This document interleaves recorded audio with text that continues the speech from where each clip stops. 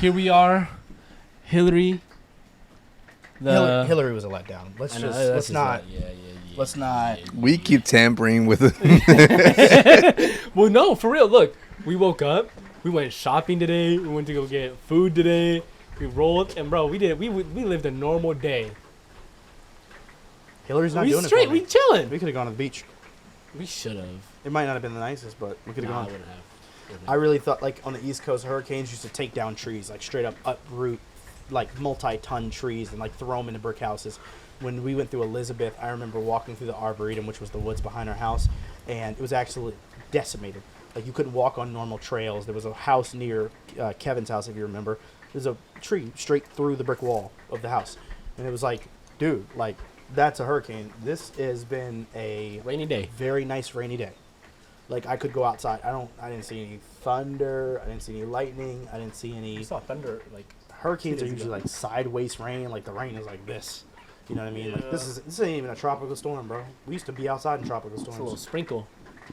So I don't know. If I don't know what Hillary she's is doing. gearing up for something more, but this ain't it. This ain't it. No disrespect to Hillary though, because I think Hillary's doing the best she can, and that's all we really want from her. You know. 100%. Anyways, so today we did some fun stuff. We got to roll a lot. We got to do like a good amount of rolling with Alejandra, who's been on the podcast. Shout out to Alejandra. Thank you for coming out. Thank you for teaching. She was really helping the young ladies in our group with learning a couple of self-defense tactics, which I think is by far one of the more necessary skills to learn, especially for women, unfortunately, in this day and age. And that was really nice. And she brought her mats over, and she even was so kind enough to leave them with us so we could continue to roll. I was wondering if you guys took anything away when we were on the mats, either during the sparring or during our rolling session. Is there anything that you guys learned?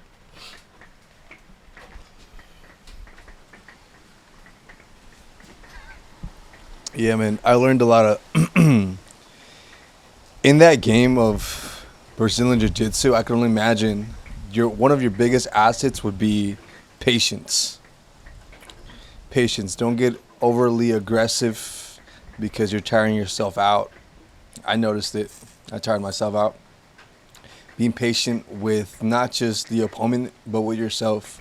Making sure you're not reactive. We talked about that with that drill we did with the card in our mouth. We can elaborate on that. But yeah, patience with the opponent and yourself. Anything you took away? I think one of the biggest things I learned is strength isn't everything. Strength is not everything. I think agility is more of everything. Agility and patience. And I think with agility goes hand in hand with patience. That you can be the strongest dude. Like when Alejandro was on top of you, and, you know, you were trying to get her off of you. She weighs what, 130? You're 206. That's 76-pound difference, and you cannot get her off. Like, you cannot get her off.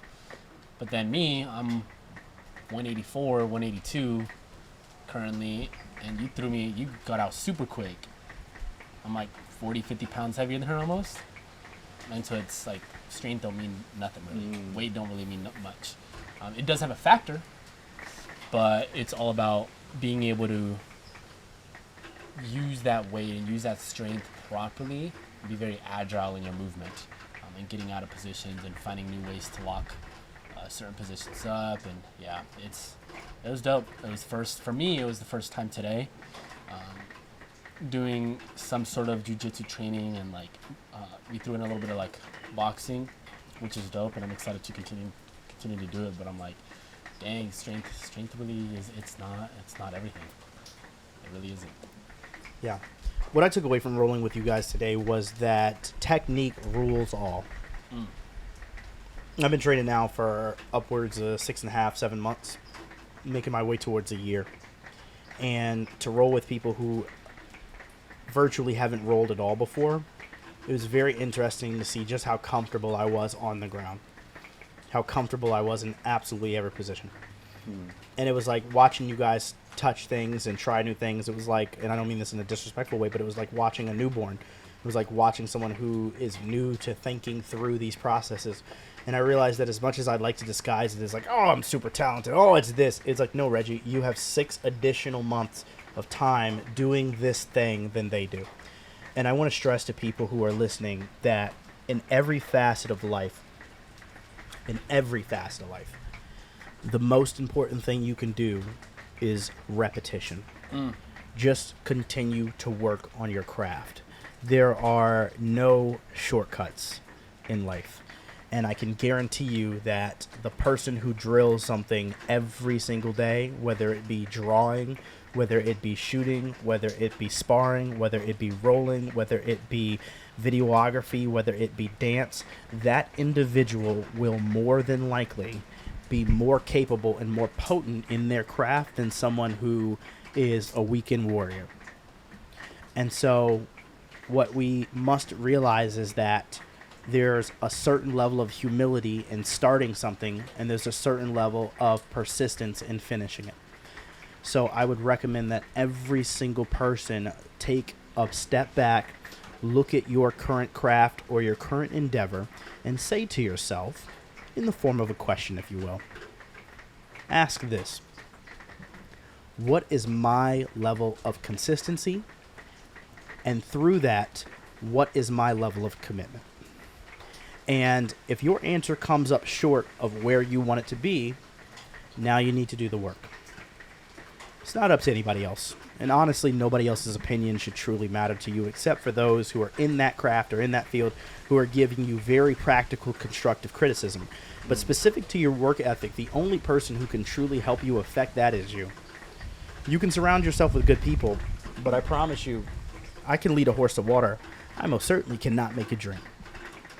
So I thank you guys for not only helping me to learn that lesson, but also taking the risk to try new things.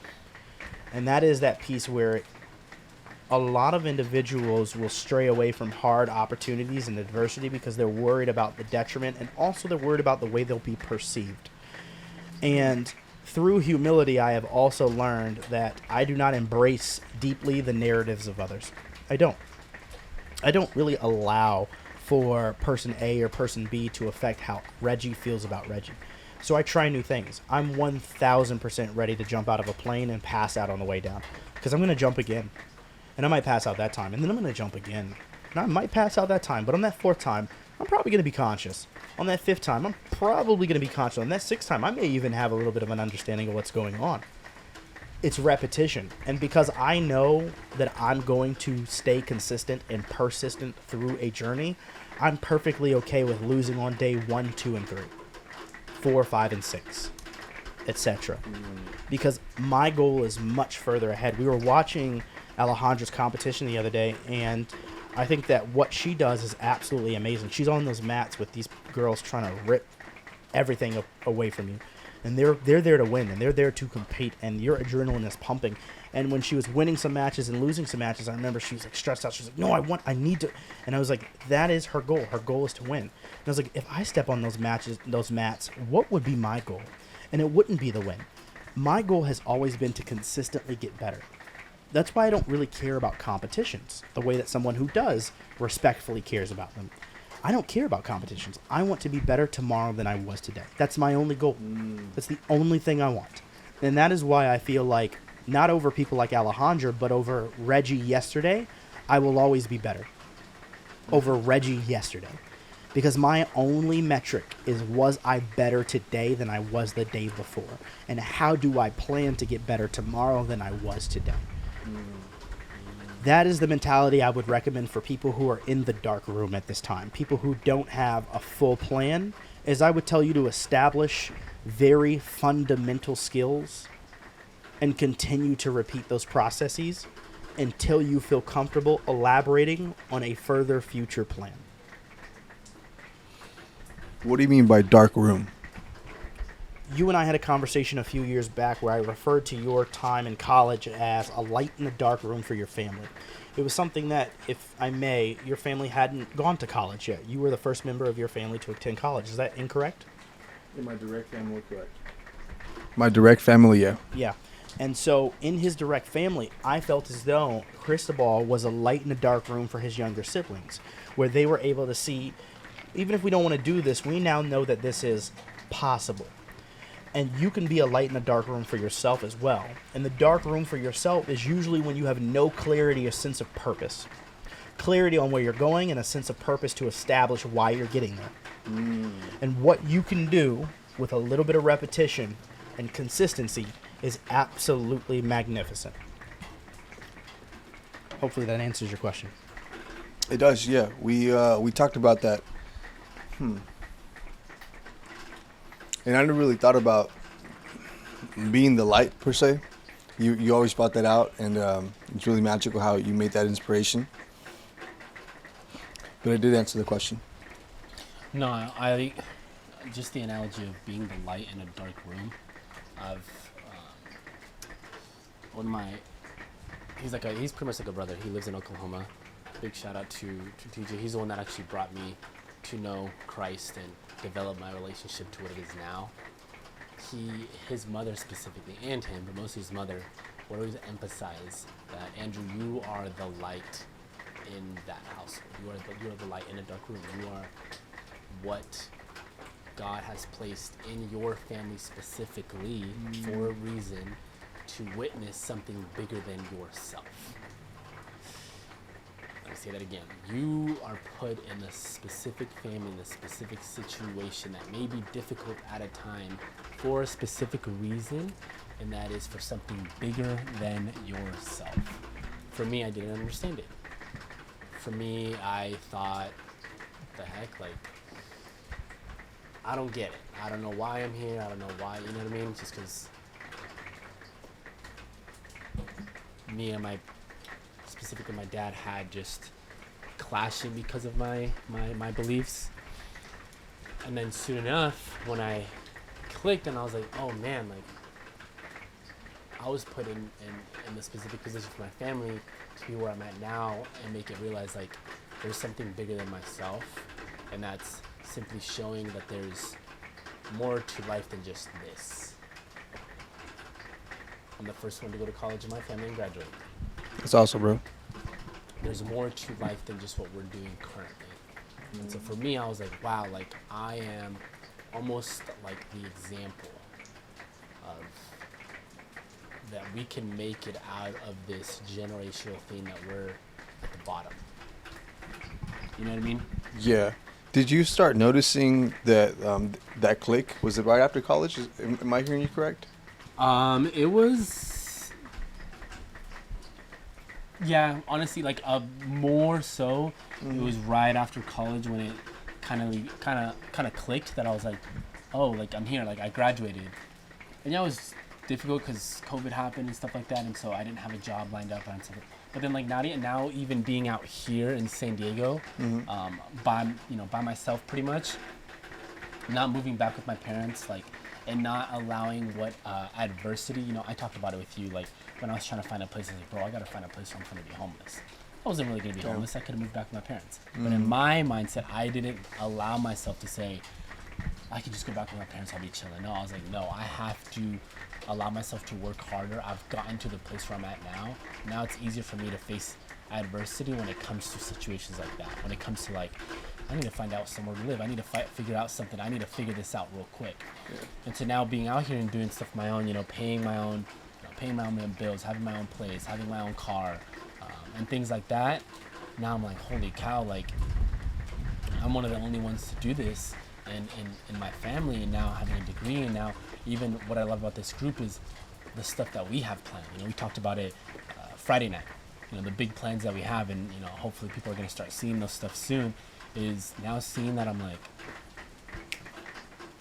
that's where I'm still, I am still a light in that dark room, in a sense of, and a lot of people will think, like, it's so negative, but no, it's a positive thing, because it's like, I'm that one individual that is almost bringing hope to the people in my immediate family, being like, holy cow, if my son can do this, then we can do it too. Or now they're gonna look at me to be like, wow, I'm proud of you. Like, you're that one individual that's gonna do big things. And it's that pressure feeling, but it kind of feels nice because I'm like, I just want to make my family proud. You know what I mean? And so now switching it from that aspect, because before it was like like I'm a light in a dark room. Like, man, like what the heck? Like I stand out. You know what I mean? And it just felt so like negative, where I was like, I felt like an outcast almost. That's what it felt like. I felt like an outcast. But now I'm like, well, shit, no, it's the opposite.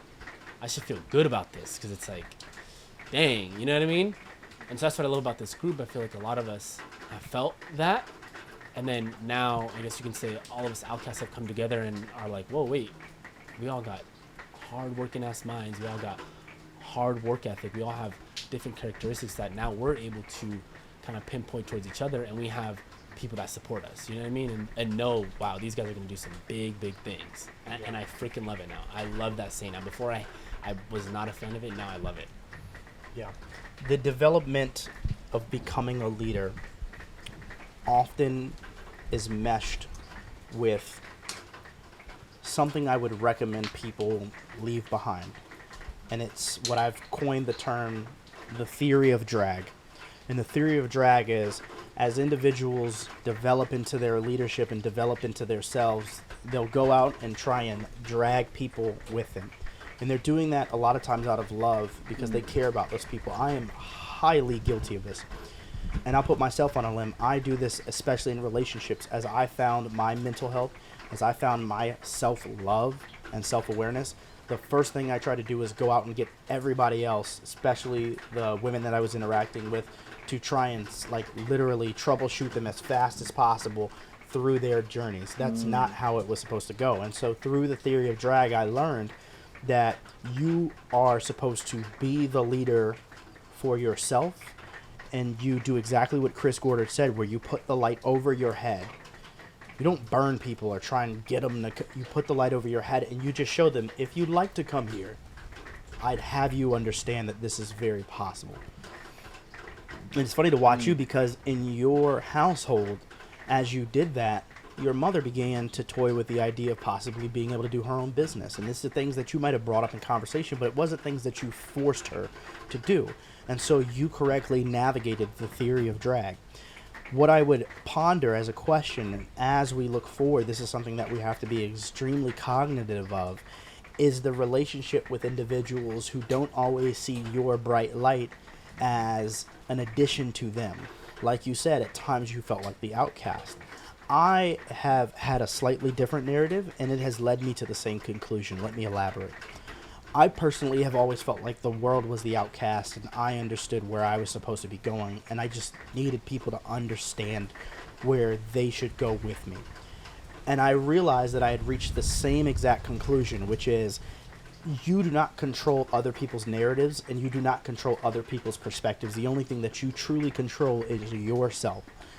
And so I had to truly release the idea that I was supposed to shepherd people through force. I had to take 100% accountability for myself and for my actions and say, Reggie, you've been trying to push people as opposed to allowing them to gravitate towards you and what it is that you want to do. And it brought me back to a beautiful saying that said, if you build it, they will come. And usually people are talking about a business, or people are talking about build the house so that people will come and party with you. How about you build yourself? And when you build yourself, they will come. And then your biggest problem is you have to vet people. You have to make sure that you let the right people in and you keep the wrong people out. A question someone may ask is, how do you know it's the wrong people? I don't know. Sometimes it's a gut feeling. Sometimes it's an action. Sometimes it's something they say. It's a case-by-case scenario. And I know people hate that answer because people would love for there to be a magic bullet that we could load into the gun of life and shoot and get the conclusion we want. I'm here to tell you, after 27 years, if there is a magic bullet, I have not found it. Dude, preach. That's such a beautiful thing you said right there. There's no right or wrong answer. Why I think it's beautiful, it's because you get to discover different personalities. You get to discover how people flow, how people, what kind of triggers people, what kind of doesn't. And I'm not saying this in a narrative of like I want to get to know the person to like a psychological level, because I'm not even experienced that way. But it's really beautiful because, again, the interactions you get with people, and it's like a self-filtering system. There's this, I forgot who says this, and I'm not religious, so I'm not trying to push any agenda on anyone. But somebody said at some point, it goes like this: you may ask for, what is it? For God to get rid of your enemies, and you'll see people start slowly drifting away, and it can be your friend sometimes. But it's that filter system.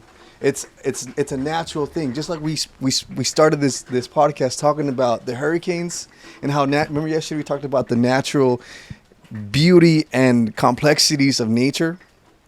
It's the same thing, but in this funnel of us. I'm going to call it a social funnel. You know what I mean? Like, it's so beautiful because of that, man. Like, it all filters itself. And as soon as, like y'all said, we start letting go of those narratives that people try to shoot on us, and we just focus on our self-development, is when we start seeing that filter. Yeah. People start pushing out left and right, and it's okay. It's okay. Let them go. I believe Tyler Perry said this one time. I forgot what he said. But you said, on a rocket? Yes, sir. Boosters on a rocket. Yeah. You know what I mean? Like, to fly you high, some people can't go with you that high, and that's fine. That's okay. It's just like the boosters on a rocket. You know what I mean? They helped you get to that point, and be appreciative of that, man. Don't ever wish no ill to anybody. But, you know, if you're going up, man, you're going up. And you strike such a good point. Social filter, and I would say spiritual filter. Ooh. Because as we develop our spirituality, it may be God, it may be Allah, it may be whoever you believe in, it may be the Mother Earth, it may be you. Whatever it is, there's always a lesson in the scriptures across every single religion that point back to a singular point. And that is this social and spiritual filter of when you ask, you will receive. And most likely it will not manifest itself in the way that you want. A lot of times life, whatever it is that you believe in, will put you through very hard things just to help you through a process. I remember Mom sent a quote the other day that was so profound to me, and it said, I asked God, why are you taking me through such deep waters? And God said, because your enemies can't swim. And that was so profound, because when I look around at some of my most dire moments in life, I lost more people than I ever thought I would. When times are good, everybody's your soldier, everybody's your friend, everybody's your ally. When times are hard, look to your left and look to your right. I choose the members of my group. I chose the members of my team, the individuals standing next to me, the individuals that are in that house, the individuals that are out working right now. I chose the members of my team specifically not based on your skill sets. I chose you based off of if I were in a war and shit hit the fan, and I look to my left and I look to my right, would these motherfuckers still be standing here? That's the only criteria I need. Everything else can be developed. What I cannot develop is loyalty and love. I can't do it. I'm just not that good.